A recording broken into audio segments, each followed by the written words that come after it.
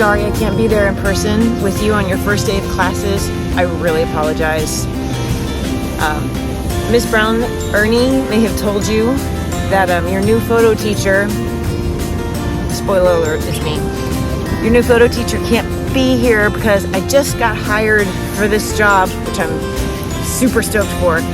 I just got hired like a week ago, and I already had this trip planned for work because I'm a professional photographer. Speaking of which, let me introduce myself.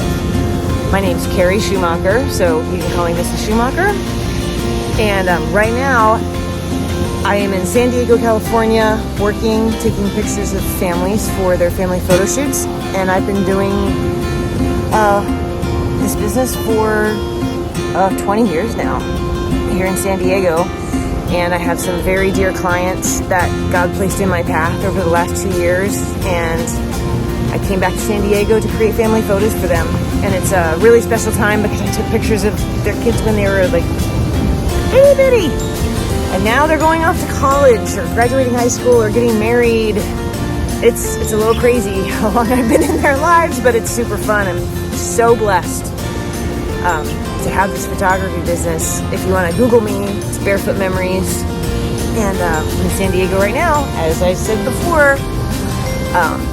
And I just wanted to send you guys a video introducing myself and explaining why I can't be there with you on the first day of classes. And also, separate note, I heard it's somebody's birthday today. So Cora May, I'm looking forward to meeting you in person. And but I heard it's your birthday today, so happy birthday. And I will tell you that in person on Friday. Again, I'm Mrs. Schumacher. I wish I could be there in person for you, but I will see you on Friday. And part 2 coming up. Okay, part 2. I want to show you where I am right now so that you can see it. I am at Windy Sea Beach in San Diego. It's in La Jolla. This is the world famous surf hut. I've been taking pictures here for a long time. I started my business in 2002, but I've been taking pictures here since the 90s. And I've lived in San Diego. Well, now I live in Wiley, but I lived in San Diego since 1989. When I moved here because my dad was in the Navy. He was a Top Gun pilot, and back then Top Gun was in San Diego, and he got stationed here. So we moved here for my senior year of high school, and so I finished high school in San Diego, and then I went off to college in Malibu, which is in Pepperdine. Great Christian school. Consider applying there, seniors. I'll help you get it. I can write your letters for you once we get to know each other. Anyway, so I came to San Diego, senior year of high school, loved it, met my husband in college, and after college we spent a couple years in San Jose in Northern California, but I always wanted to come home to San Diego. So we did. After a couple of years up in the Silicon Valley, we came home to San Diego and we started a family here. And then in 2002, I started my photography business. I can tell you more about that later as the year goes on if you guys are curious or want to know more about that, but short version is I started this business in 2002. Hello, little doodle. And it was such a blessing in our lives because it really helped our family survive living in California because it is expensive. And we were in danger of losing our home. So I started this business to pretty much save our house because we were going to have to sell the house and move if I didn't have a successful business or go back to work somehow. So I started Barefoot Memories, and God blessed it after a lot of prayer, asking God for guidance on what we were supposed to do. With this financial crisis we had facing us, I either had to have a successful business, go back to teaching because I was a math teacher before I had kids, or we were going to have to sell our house and move into an apartment. So I decided to give this business a go, and here we are. Barefoot Memories survived 20 years, saved our family home, saved our family, and God richly blessed us with Barefoot Memories, and look where I am. This is a ridiculous blessing that we do not deserve, but let me show you around. So this is probably one of my favorite places on earth. Again, Windy Sea Beach, San Diego, California. My mom actually lives, she is a lucky ducky because she lives 2 blocks from here. She bought a house at the perfect time when it was affordable, and So I walk down here from my mom's house where I am staying while I work here in San Diego. So let me show you when you see in the surf hut out here. I've probably done, I should probably count them up, but I've probably done 1,000 photo shoots here. 20 years, 2 times a week, 50, this is my math teacher skills coming in handy. 50 weeks a year, 2 or 3 photo shoots here a week. That's 100 to 150 photo shoots here a week, and it was 20 years. So 100 times 20, that's 2,000 photo shoots I probably did here over the last 20 years. Amazing. But look how beautiful this is. I hope you guys get to come here one day if you haven't already. And if you do, I will give you beach photo tips before you come. So look at this. It's almost sunset. So this is my hometown. This is where I'm from. Selfie shout out. So that's me, Carrie Schumacher. There's a whole lot more to me. There's the short version. And I'm really looking forward to getting to know you guys in person. Y'all, I just moved to Texas in April. That's a part of the story that I skipped. So our family moved to Texas in April. We left this behind because California was just becoming unlivable for our family. We felt like we couldn't follow God's will for us in California anymore. So we left this behind. As beautiful as it is, this is earthly. This is temporary for us. And we knew that God was calling us elsewhere. So we moved to Texas, another earthly place on earth in the fallen world. However, Texas is a whole lot better for our family, and I am so glad we moved. I'm also glad that we can come back here to visit. So I live over in Wiley. It's like 10 minutes from the school, and but I get to come back here and visit now. Instead of having it be home, I come back to visit. Anyway, that's me. And I really hope I get to meet you guys all on Friday. I hope my flights get in on time so that I can be there in person with you on Friday. And I'm really looking forward to meeting you and exploring God's world through photography with you all year long. So I have another lesson for you. I have actually not another lesson, but a quick lesson for you. Hopefully there's some time left in the class and Ms. Brown can take you outside, because here's a lesson for you. Quick little video. I want you to test this photo trick, like a photographer's trick, that's called open shade. It's probably the number one, well, it's an important trick that photographers use to take great photos. Open shade. Here you go, your first lesson. Enjoy. Okay, so open shade. This is a photography trick that most photographers know, and now you know it too. Open shade is some of the best lighting for taking pictures of people like you. So open shade is when the person you're taking a picture of is in shaded. There's no, direct light, but right above your head is open sky. See that? So right above me, open sky, but I'm still in the shade. That's open shade. The trick with open shade is, though, you've got to have something bright light coming in towards your face or towards your subject, usually a person, so usually their face. So what I'd like you to do, if you have time, you can even do this with your phones. Go outside with Ms. Brown, Ernie, and try to find some open shade around the school. Next to a building usually works. Somewhere where you're in the shade, but there's nothing above you. So like there's open sky up above you, but you're shaded.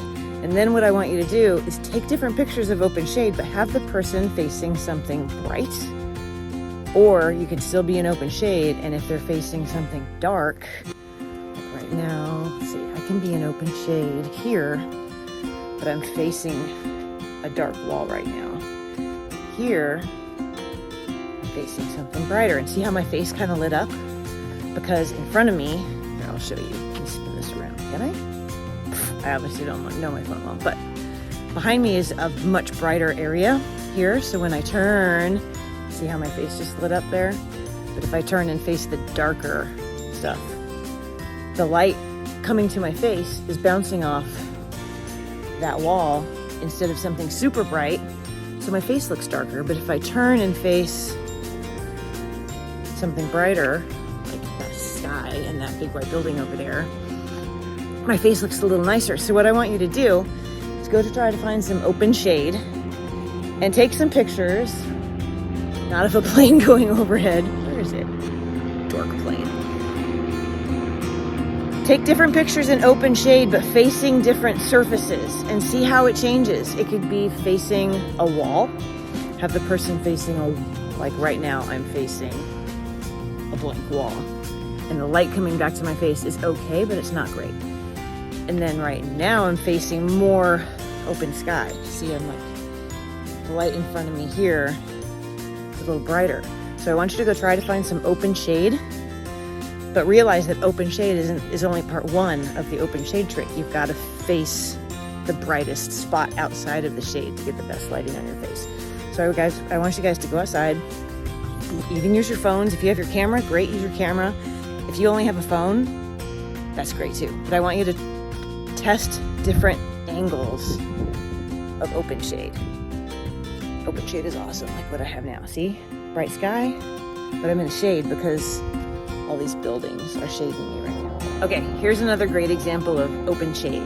So right now I'm in open shade because look, there's nothing above my head except for open sky. And my face is pretty bright. It's actually some of the brightest part of the picture because behind me is a dark background, but in front of me is a lot of open sky. I'll show you. Like it's open sky and buildings, but a lot of brightness over there. Behind me is dark, but my face looks nice and bright. If I were to turn and face this dark plant there, now my face is facing towards that green and purple flower, and my face just got darker. Did you see that? Because there's nothing coming from there that's shining light on my face. So I'm in open shade, but it's not really helping me much because what I'm facing is kind of dark and not a good reflector coming back onto my face. So watch my face here, and then when I turn around, see how much better that is for the light on my face? So if I want to take a pretty portrait of somebody, I would face them this way because the background's pretty, the focus comes on my face, and back here the background is just kind of like buildings, power lines, so I'm not really getting the best part of the open shade like I am here. So there's another example of the pitfalls, the ups and downs of open shade. So go try to find some open shade and test some different angles. Hi again. So I hope you liked that lesson on open shade. And again, I'm really looking forward to meeting you all on Friday. I'm sorry I couldn't meet you in person, but I couldn't cancel this trip. I had a lot of families depending on me to take some really important photos in their life. And I've been with them for so long watching their kids grow up that I didn't want to miss it. So I couldn't cancel this trip, but I will see you on Friday. And goodbye from San Diego. Go have some fun exploring open shade. It's not an assignment, it's not homework or anything. I just want you to see the trick of open shade, but I want you to see how the light changes depending on what the person is facing. If they're facing something darker, or they're facing something lighter, but they're still standing in open shade, I want you to see how it changes. So take some cell phone pictures, take some selfies, I don't care. Again, it's not a homework assignment. You don't have to email me photos. I just want you to see how the light is coming down from the sky, bouncing off of something, and then coming onto your subject's face, because photography is all about light. It's about light coming down, bouncing off something and hitting the subject, and then going into the camera. That's all photography is, this light bouncing off surfaces, off my face, and bouncing into the camera. Actually, that's a really great, ties into our Savior, our God, because God is light, God is the light of the world. Jesus is the light of the world. We are reflections of God's light in the world. God's light comes down from above, bounces off of us, and hits those around us. Is it going to bounce off of us in a dingy manner where we don't reflect well? Or is it going to bounce off of us and reflect positively on those around us? through our faith in Jesus Christ. Because we are imperfect reflectors of God's love and God's light. But we can try to be better reflectors. And whoever we're taking photos of, that light is going to bounce off of us and onto them. God's love, God's light is reflected by us onto the people that we're taking pictures of. So I just love that analogy of God is the light of the world and photography is all about light. So just go outside and experiment with some open shade and see, based on where the person is facing, even though you're in that magical open shade, it can change. If the person is facing something dark or something light, and see how it changes with your selfie camera, with your real camera, it doesn't matter. I just want you to explore it and see how that light changes. So go have some fun, and I will see you on Friday. Bye. Let's check out the beach one more time, just because. I mean, come on. This is pretty awesome. I hope you guys get to see this one day, because it's a pretty amazing beach. So anyway, bye. See you Friday.